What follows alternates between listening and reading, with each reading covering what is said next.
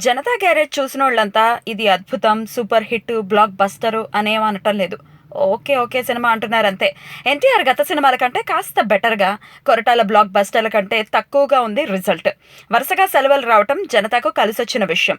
అంత మాత్రాన ఈ సినిమాకి ఊహించని విధంగా లాభాలొచ్చేశాయని చెప్పలేం.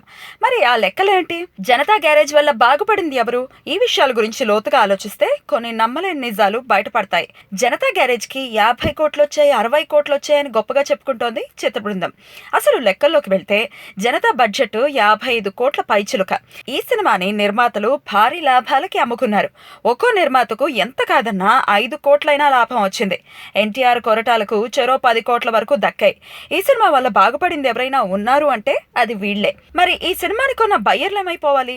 ఈ సినిమాని భారీ రేట్లో కొన్న బయ్యర్లు కూడా బాగుపడాలి అంటే 'జనతా గ్యారేజ్' టోటల్గా 80 కోట్లు వసూళ్లు చేయాలి. ప్రస్తుత పరిస్థితి చూస్తూ ఉంటే అది సాధ్యమయ్యే విషయం అనిపించడం లేదు. 'జనతా గ్యారేజ్'ని నైజాంలో దిల్ రాజు 16 కోట్లకు కొన్నాడు.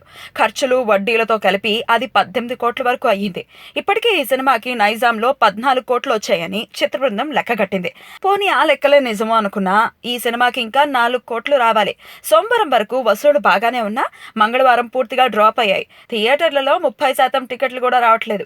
ఇప్పుడొచ్చే కలెక్షన్లు మొత్తం అద్దెలకే సరిపోతాయి. అలాంటప్పుడు 4 కోట్లు రాబట్టుకోవడం అసాధ్యం. నైజాం అనే కాదు, దాదాపు ప్రతి ఏరియాలోనూ ఇదే పరిస్థితి. కాకపోతే ఏ బయ్యరు బయటికి చెప్పుకోడంతే. సినిమా తీసిన వాడికి, కొన్నవాడికి ఓ రూపాయి వచ్చినప్పుడే అది హిట్ సినిమా అనుకుంటే 'జనతా గ్యారేజ్' ఎక్కడుందో మీరే ఆలోచించుకోండి.